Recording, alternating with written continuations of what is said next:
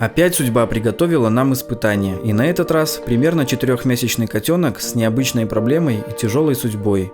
Устраивайтесь поудобнее, сейчас я вам вкратце расскажу все самое важное, а потом мы с вами займемся поиском хозяина этому малышу. Это видео очень важно для нас, поэтому я хочу сразу попросить вас досмотреть его до конца. Давайте начнем. Это произошло примерно 4 месяца назад. Моей девушке позвонила подруга и попросила срочно приехать. Похоже, ей кто-то подбросил больного котенка, которому очень нужна помощь. Скажу вам честно, на тот момент мы даже и подумать не могли, с чем нам придется столкнуться. На первый взгляд котик выглядел как типичный бездомный котенок. Грязный, худой и до безобразия некрасивый. Но его глаза горели желанием жить, а взгляд будто просил о помощи. Чем больше мы с ним находились, тем больше замечали у него странных проблем со здоровьем. А чё он постоянно вот так вот, как проглатывает? Ну вот видишь, что-то у него, я не знаю. Котенок был настолько худой, что его было страшно даже просто погладить. Каждая косточка выделялась и торчала так, что казалось, будто они там все переломаны. Но, к счастью, все кости были целыми. Просто он настолько истощен, что без труда можно было прощупать каждую детальку его скелета. Но потом мы стали замечать на горлышке огромную глубокую рану, которая была спрятана за шерстью и которую он постоянно зализывал. Нам показалось, что она сильно мешает ему кушать. Несколько раз мы пробовали его покормить, но его постоянно рвало. Котенка, и особенно эту ранку, обязательно нужно показать ветеринару, но поскольку был уже достаточно поздний вечер, мы запланировали эту поездку на ближайшее утро. Все будет хорошо, не бойся.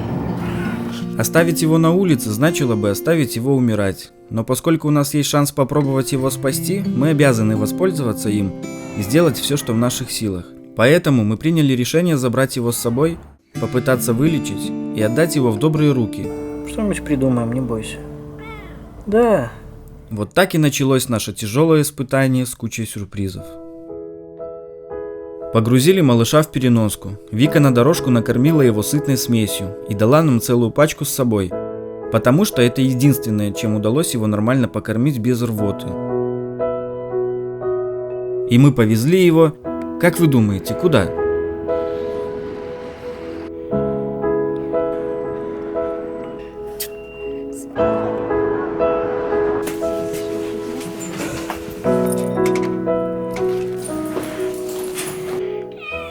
Выходи. Да, выходи, не бойся. Не бойся. Пошел оценивать квартиру. Да, это та самая квартира, в которой несколько дней жил Ютик. Наши постоянные зрители помнят эту добрую историю.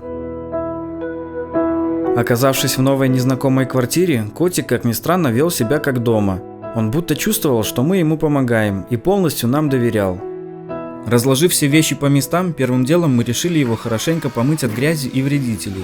Сначала котик громко кричал и пытался вырваться, но потом осознал, что это не страшно, а даже наоборот тепло и приятно, и немного успокоился. Когда шерсть намокла, мы еще больше ужаснулись от того, какой же он худой. Обалдеть. После теплого душа мы отправились сушиться в комнату. На погоде такой кисюнька. Да. Пока котик расчесывал языком свою шерсть, мы приготовили ему место для сна, для еды и туалета. В лоток решили набрать простой песочек. На следующее утро мы проснулись пораньше и повезли малыша к ветеринару. Рассказали доктору всю историю, указали на все проблемы со здоровьем и показали ранку на шее. Котенка унесли в операционную, там ему удалили уже неживой участок кожи вокруг самой ранки, обработали ее, сделали необходимые уколы и проверили его на лишай и прочие гадости. Все чистенько. Нам рассказали, что у него на шее образовался абсцесс, который уже самостоятельно лопнул, и похоже, что вся причина недугов именно в нем. Доктор выписала нам рецепты со всеми нужными лекарствами, рассказала, как правильно лечить его, когда колоть уколы, как и чем нужно обрабатывать ранку, и сказала вернуться к ней на повторный прием через несколько дней. На первый взгляд все казалось очень просто. Мы заехали в ближайшую аптеку, купили лекарства и занялись лечением. Лекарства давали строго по расписанию, кормили по чуть-чуть, но часто, обрабатывали ранку и даже сделали ему несколько повязок, которые плотно закрывали ранку и никуда не сползали. И вроде бы все шло на поправку. Ранка начинала потихоньку затягиваться, но рвота так никуда и не делась. Несмотря на это, котик будто оживал на глазах. За несколько дней нашего с ним знакомства он уже полноценно привык к нам и к своему новому месту обитания. Котик становился более игривым и энергичным, и даже внешне стал более-менее похож на домашнего любимца. Я вам честно признаюсь, таких ласковых котов я еще не встречал. Он постоянно просился на руки, проявлял ласку и любовь, громко мурлыкал и все время что-то говорил. Имя мы ему не давали, пусть этим занимается его будущий хозяин, а между собой называли его просто Котик. Первый поход к ветеринару пришелся на четверг, а следующий был запланирован на понедельник. Выходные пролетели практически незаметно. В воскресенье мы сделали ему обязательный укол, все как сказала доктор. Переночевали с ним и ранним утром поехали на второй прием в ветклинику. Доктор осмотрела ранку и сказала, что все прекрасно заживает. Мы подробно рассказали, как прошли эти 4 дня. Рассказали про рвоту, которая не прекращается. Но нас утешили тем, что лечение – это очень долгий процесс. Нужно набраться терпения, и все будет хорошо. Тем более улучшения уже есть, пусть пока небольшие. Выписала нам еще несколько препаратов и витаминов и сказала не волноваться, все будет хорошо. Конечно же, это нас обрадовало. Мы довольные возвращались домой, надеясь только на лучшее. Но все оказалось не так хорошо, как хотелось бы. Первое время, конечно же, все шло как и прежде, но потом у котика во время еды стали происходить странные и жуткие на вид приступы тошноты. Один из таких мне удалось снять на видео, чтобы потом показать запись ветеринару.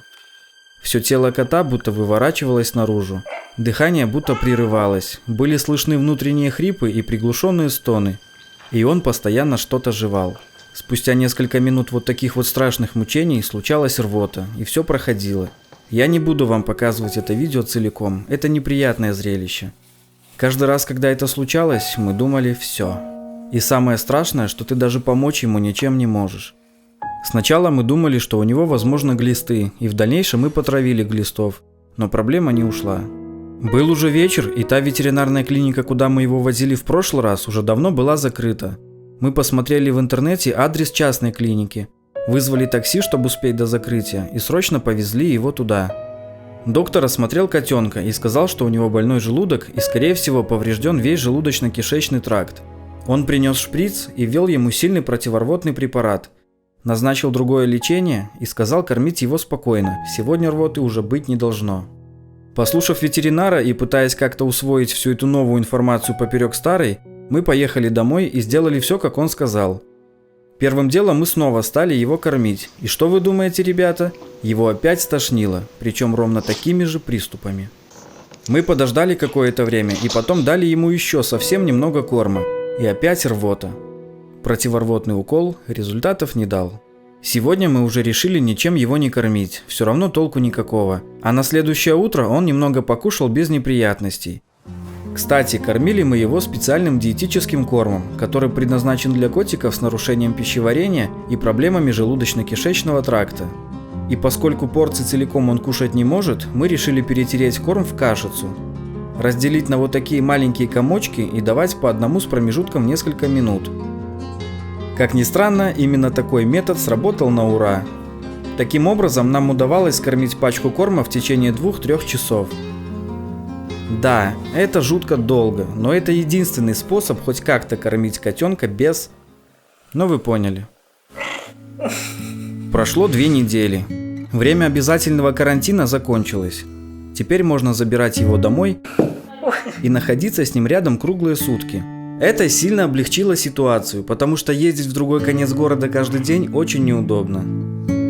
Реакция наших домашних кошек на нового обитателя была стандартной. Из клетки он выходить не хотел, видимо, чувствовал, что он на чужой территории, и как порядочный культурный гражданин ждал от хозяйки приглашения. Но хозяйка оказалась недружелюбной по отношению к гостю. Жаль, что животным нельзя все объяснить. Для них он лишь чужак, который проник на их территорию, и поэтому они ее защищают. С целью предотвращения кошачьих конфликтов мы решили ограничить им доступ к общению. Поэтому временно поселили котика на балкон и создали ему все условия для комфортного проживания. Котик стал осваиваться уже в новой среде обитания. Мы наблюдали за его поведением, старались весь день находиться с ним на балконе. Периодически выпускали его погулять по квартире втайне от наших строгих пушистых хозяек. Чисто случайно по телевизору мы услышали похожую историю про собаку. И там рассказывали, что они пробовали поднимать миску с кормом повыше, чтобы во время еды тело животного было в более вертикальном положении.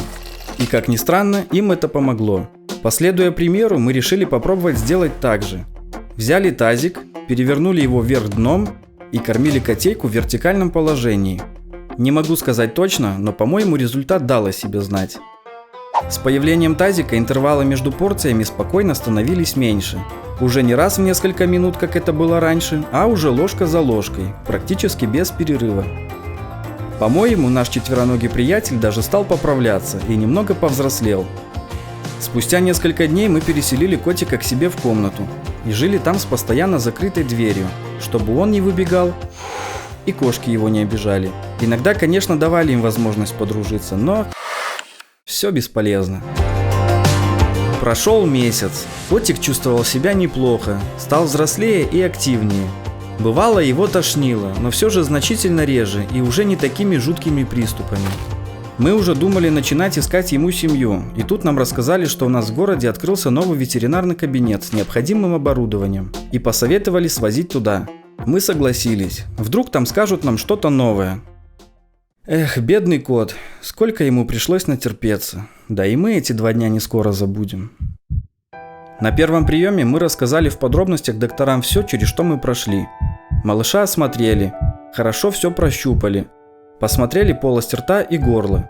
Потом у него взяли кровь на анализ. Как ни странно, анализы оказались неплохими, за исключением небольшого воспаления. Затем стали смотреть брюшную полость на УЗИ. И в этот момент мы услышали самое страшное. У кота подозревают опухоль.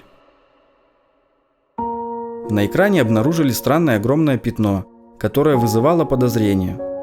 Доктор спросил у нас, кормили ли кота перед выходом, после чего он предложил нам не расстраиваться раньше времени и сделать следующее. Сегодня мы забираем кота и уезжаем домой, а завтра строго натощак возвращаемся к нему и делаем повторно УЗИ. Если УЗИ снова вызывает подозрение, он делает диагностическую лапаротомию. Это небольшой разрез в области брюшной полости, чтобы точно определить диагноз. И в случае, если диагноз подтверждается и опухоль можно удалить, он ее благополучно удаляет. А если ничего там исправить уже нельзя, то он либо зашивает кота, выводит из наркоза и возвращает нам, либо предлагает нам оставить его спать навсегда.